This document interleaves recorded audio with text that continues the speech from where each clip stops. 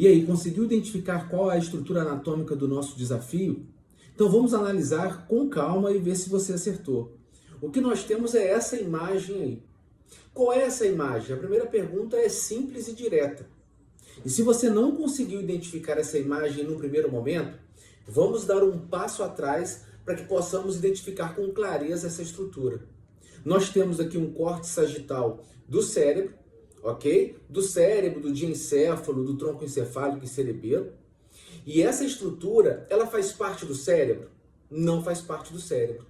Essa estrutura faz parte do diencéfalo? Também não faz parte do diencéfalo. Essa estrutura, ela vai fazer parte do tronco encefálico. E só lembrando que o tronco encefálico, ele é dividido em 3 porções.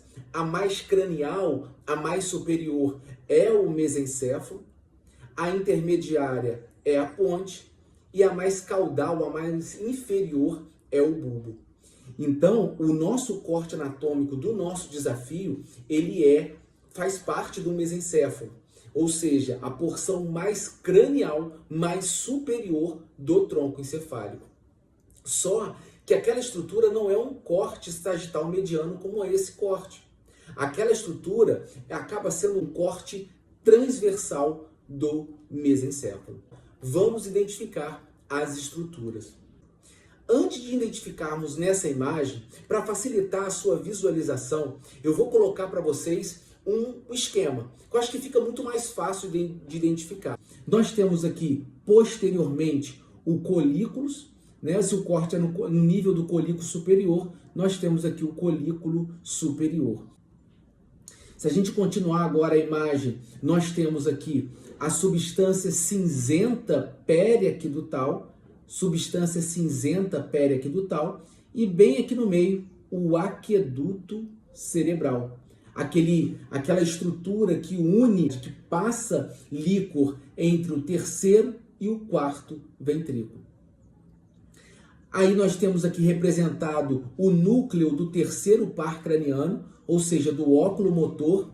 Aí você vai me perguntar, mas por que duas estruturas estão representadas aqui? Essas duas estruturas, ela é o núcleo do terceiro par, o núcleo motor do terceiro par, e essa pequena aqui é o núcleo de Edinger-Westphal, ou seja, é o núcleo parasimpático do terceiro par.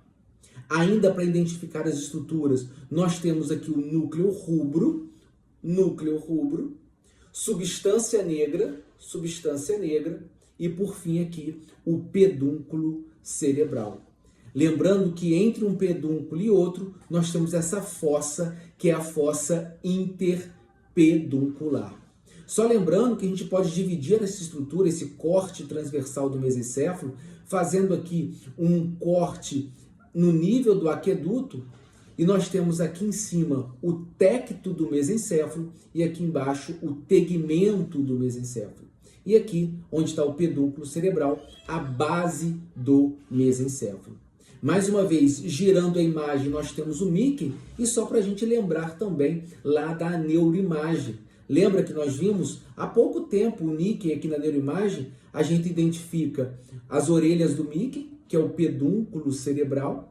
Identificamos aqui essa porção mais cinzenta, a sobrancelha, que é a substância negra. Vimos os olhos do Mickey, que é o núcleo rubro, e temos aqui a boca do Mickey, que acaba sendo o aqueduto cerebral.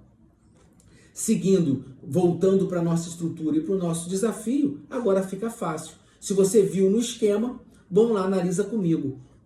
São os colículos, na verdade, que faz parte dos corpos quadrigêmeos, colículos superiores e inferiores. Temos 2 aqui, o aqueduto cerebral. 3, nós temos a substância cinzenta periaquidutal. 4, nós temos aqui o núcleo rubro. 5, mais acinzentado, a substância negra. E por fim, 6, o pedúnculo cerebral. Só lembrando que entre os pedúnculos, essa fossa aqui, nós denominamos fossa interpeduncular. Não está na imagem, mas vale a pena lembrar que aqui nós temos o núcleo do nervo do terceiro par craniano, ou seja, o núcleo motor e o núcleo parasimpático.